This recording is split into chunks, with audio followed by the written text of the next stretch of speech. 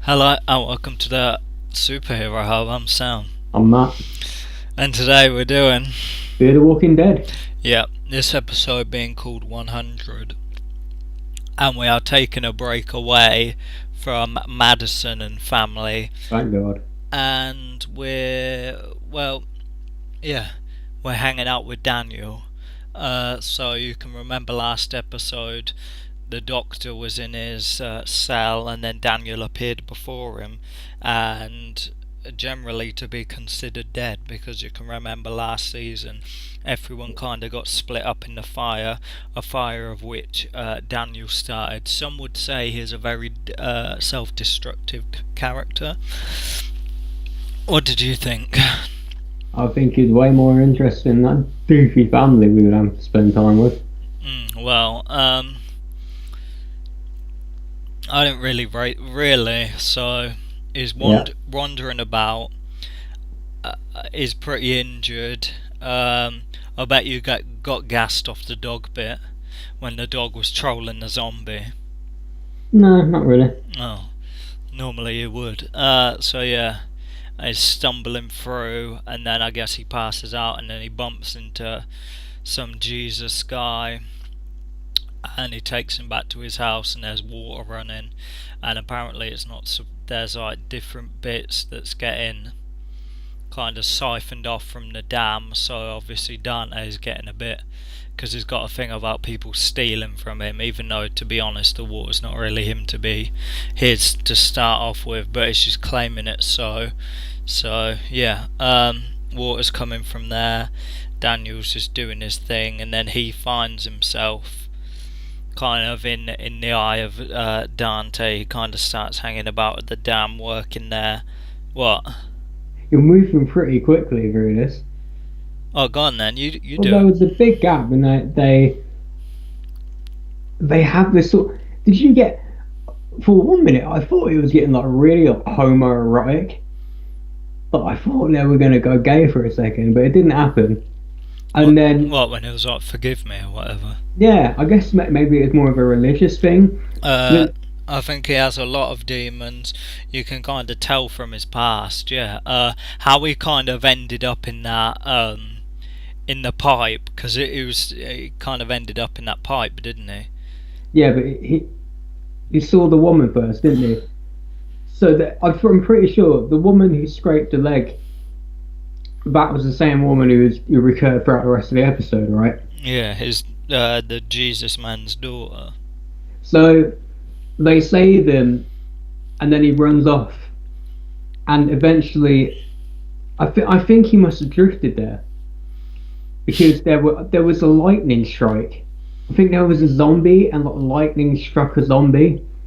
I guess he fell into the water and then just floated off into the pipe. Yeah. I suppose. And then he's found there, and he just happens to. It must be. This must be like a whole religious thing because they keep playing it up like he prays and somehow he's saved for like a miracle. And like, Some fat guy pulls him out the pipe. yeah, I wouldn't call that a miracle. no, but lightning was, Well, he could have battered the zombie, I suppose. or swung it out, or just walked away. And so he gets dragged out the pipe and cleaned up again, and that's when he meets the guy you're talking about. What was his name? Dante. And of course, he's just there having a meal, which looks disgusting. And then some bloke bothers him and he stabs him with a fork. Yeah. Did we know already that he was like ex CIA or whatever he was? Uh, Mexican Death Squad, you mean? Okay, that's what I meant. CIA. Same thing, isn't it? Who cares? The most Mexican guy you've ever seen.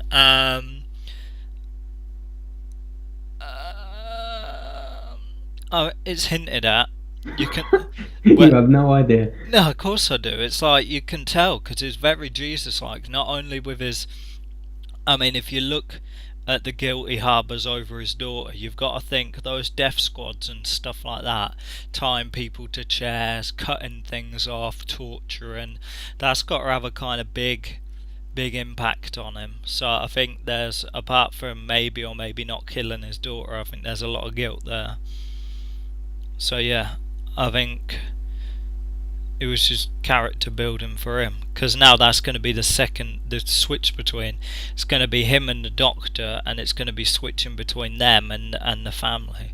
So obviously we'll probably get the family next week. So yeah, he's kind of working at the dam as like an enforcer basically, and then is having that girl, because she's the one at the dam who's siphoning off the water to all the people who kind of ain't got it or can't afford it, and then is like, look, I'm trying to help you out, y'all, but I'm really struggling here. It's like, if you get caught, you get caught. And she's expecting miracles off him, but he just doesn't flex that way. So eventually they end up going after Ephraim, who's like the Jesus guy, going back there, and then they pick him up. He kind of turns on him, picks him up, I guess, to kind of sort himself out. He's kind of very selfish. He also comes across the doctor, and they're discussing about his daughter, and then he kind of switches and stuff like that. I think there's a lot of darkness in his heart. Is that a statement you agree with? Yeah, it strikes me. The character strikes me as someone who doesn't really want to be what he is, but can't quite help it. And this episode, I did like it for a while. I was wondering, this is quite similar to what we've been seeing this season on The Walking Dead with what's his face, dude with the mullet. Yeah, Dwight. Right. I thought, okay, this is vaguely, obviously he's a very different character, but this is vaguely similar to what we've been seeing there. But as we move towards the climax, I guess they went towards something different, which makes sense, I guess. Although I was surprised. So Ephraim is captured, and then he starts to torture him, and then eventually he doesn't break, does he? The girl breaks. Yeah, because it cuts a deal. It's like, look, you can either talk and you and your daughter are going to get killed, or you don't say nothing and I just end up accidentally killing you in the torture and stuff like that. Like he was going for there, he slapped him up a bit, he weren't talking, so he kind of picks up the hammer and thinking, whack him round the jaw, accidentally catch him round the back of the head and kill him. Is that his daughter? Yeah. Oh. I thought they were like the same age. So yeah, and eventually they're taken to the top floor, as it were, and they're getting ready to take flight. There was a bit reminiscent of like my favourite bit on the Titanic, and I don't mean to kind of be dark. Where he falls and he hits the rail. Yeah, he licks off the thing. Yeah. It's like the same thing happened in the Titanic when he whacks off the rudder and stuff like that. I always think them bits are pretty cool. So yeah, and then eventually Daniel's just about to push the girl over, and then is kind of stammering a little, as it were, in his actions, and then they're just like, oh, whatever, Casey, you do it, which was a dumb thing to do, because really he was just kind of waiting for his break. So yeah, he switches it up, pulls off some gunplay, pops the little guards, and what I thought was interesting is just he popped Dante. Right, I was as well. I'm not surprised he didn't kill them, but I thought they were setting him up, Dante, to be the big villain of the season. Clearly not. So that took me for. I don't quite know where they're going to go then. I guess the villains will be the people, the New Frontier, maybe. Are they the New Frontier? I think they're just trying to exist and stuff like that. I think really it'll be humanity. Jeez.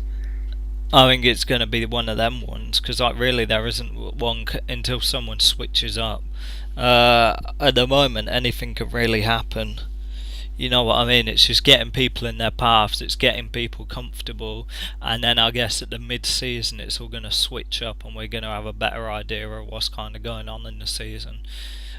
Because really there's not even much zombies popping up, you know what I mean? There was a bit in the first episode, but there really hasn't even been any zombies giving them shtick. So I mean, really, it's all up in the air.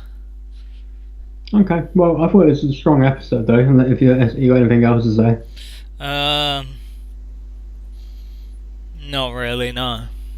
Well then, I'm going to give it I'm going to give it an 8. I thought it was the best episode of the show I've seen. Granted, I've only seen a few of them, but See, for me, I feel like it offered nothing different. It was like no different in pace or kind of quality than any of the other episodes of the season so far, which is why I'm oh, intrigued. I beg to differ. I think you just like the gratuity. Of what? If no one got shot, But they then did. yeah, but if no one got shot, you would have rated it exactly the same. Not really, because there was plenty of fighting in the first episode, and I didn't like my biggest problem with the show has been the characters. I just don't like anyone in the family. I prefer this dude. He was to me he's far more interesting. I'd much rather follow him going around trying to be a good guy but failing than watching them meander about whining about their lives. Um, To okay. me, this was a far better version of what you might see on occasion on The Walking Dead, where they go an episode with Morgan for a while. I shouldn't say better; it's about on a par, but I thought it was pretty good. I have to give it a 7. All right, For me, it was okay, but it didn't offer anything hot for me. So we'll have to see where it goes from there. I'm Sam, I'm Matt. and you know we're gonna see you this time next week for The Walking Dead on the Hub. Holla.